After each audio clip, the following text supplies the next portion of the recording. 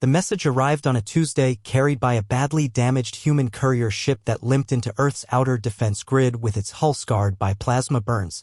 Captain Sarachin had been part of the first wave of human colonists to venture beyond the Sol system, establishing peaceful contact with the Zephyrian collective on Kepler 442b.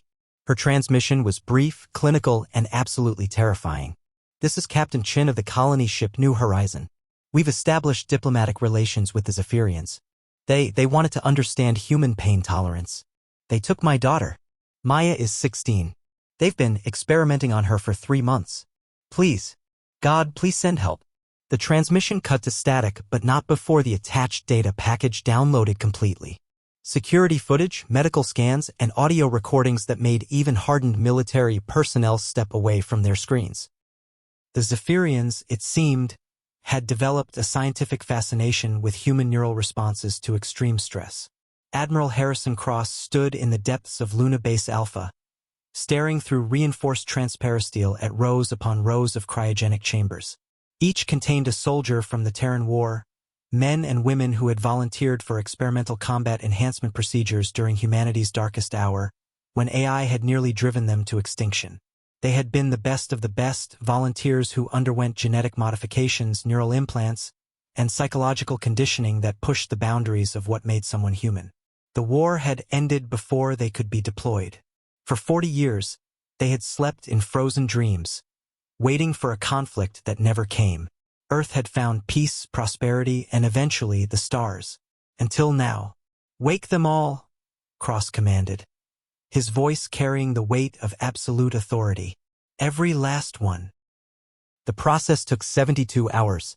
Revival from deep cryo-sleep was delicate, requiring careful monitoring as enhanced metabolisms restarted and modified neural networks came online. One by one, they emerged 237 soldiers who represented the pinnacle of human military evolution. Sergeant Major Elena Vasquez was the first to fully regain consciousness.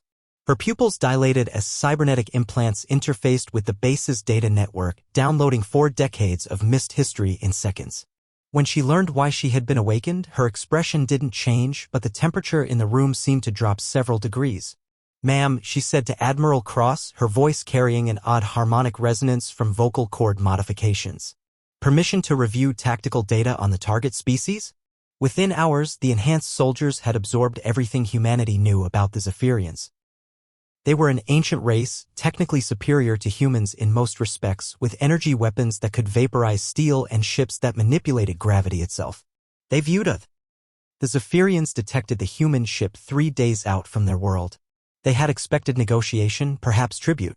They had not expected the humans to simply ignore all communications and begin systematic bombardment of their orbital installations. "Defensive protocols are failing," reported the Zephyrian science premier as energy readings spiked beyond their sensors' ability to measure. "The humans are using some form of controlled singularity weapons." The enhanced soldiers didn't board the Zephyrian research station, they teleported directly into it. 40 years of technological advancement had given Earth's military exotic new tools, but the soldiers themselves were the most terrifying weapons in humanity's arsenal. When Maya Chin was finally recovered from the Zephyrian medical facility, she was catatonic from trauma but alive.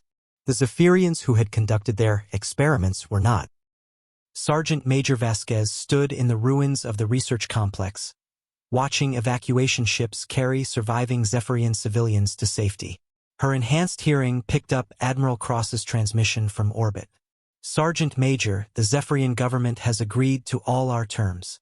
Full reparations, complete cessation of experimentation on sentient species, and permanent observer status for human peacekeepers in their space." "Understood, sir," Vasquez replied, stepping over the twisted remains of exotic technology. "Message received and acknowledged across all species in this sector, I expect." As the Nemesis prepared for the journey home, carrying Maya-chan to recovery and rehabilitation, word spread through the galactic community. Humanity, the seemingly peaceful newcomers to interstellar politics, had awakened something dark and efficient when pushed too far.